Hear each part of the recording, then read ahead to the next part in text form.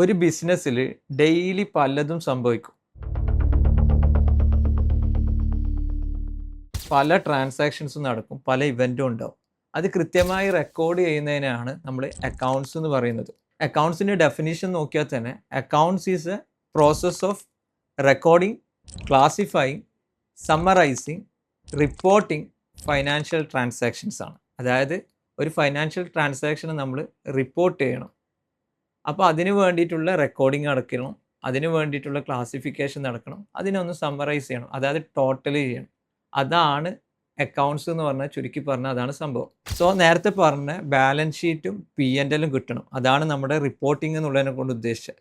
അപ്പോൾ ഈ ബാലൻസ് ഷീറ്റും P&L കിട്ടാൻ നമ്മൾ എന്ത് ചെയ്യണം? ഈ ട്രാൻസാക്ഷനെ റെക്കോർഡ് ചെയ്യണം. അപ്പോൾ അവിടെ ഇമ്പോർട്ടൻ്റ് ആയിട്ടുള്ള ടേമാണ് ഒരു ഫൈനാൻഷ്യൽ ട്രാൻസാക്ഷൻ. നമ്മൾ അക്കൗണ്ട്സിൽ എല്ലാ കാര്യങ്ങളും, ബിസിനസ്സിൽ പലതും നടക്കും, ആ എല്ലാ കാര്യങ്ങളും നമ്മൾ എന്ത് ചെയ്യേണ്ടിയില്ല? അക്കൗണ്ടിൽ വരേണ്ടിയില്ല. അതൊരു ഫൈനാൻഷ്യൽ ട്രാൻസാക്ഷൻ ആയിട്ട് ഐഡൻറ്റിഫൈ ചെയ്യാൻ പറ്റുന്ന കാര്യങ്ങൾ മാത്രമാണ് നമ്മുടെ അക്കൗണ്ട്സിലേക്ക് കൊണ്ടുവരുന്നത്. ഫോർ എക്സാമ്പിളിന് ഒരാൾ ഒരു ബിസിനസ് ചെയ്യാൻ തീരുമാനിച്ചു എന്ന് പറഞ്ഞു കഴിഞ്ഞാൽ അതൊരു ഫൈനാൻഷ്യൽ ട്രാൻസാക്ഷൻ അല്ല. അയാൾ ബിസിനസ് തീരുമാനിച്ചു, ബാങ്ക് അക്കൗണ്ട് ഒരു 5 ലക്ഷം ഡെപ്പോസിറ്റ് ചെയ്ത് കഴിഞ്ഞാൽ ഇറ്റ്സ് എ ഫൈനാൻഷ്യൽ ട്രാൻസാക്ഷൻ. അപ്പോൾ നോർമലി നമ്മൾ എന്ത് ചെയ്യും? Bank account letter to capital എന്ന് എൻട്രി ഇടും.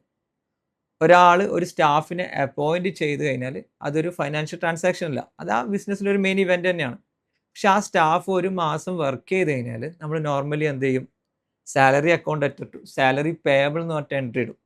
അതൊരു ഫൈനാൻഷ്യൽ ട്രാൻസാക്ഷനാണ്.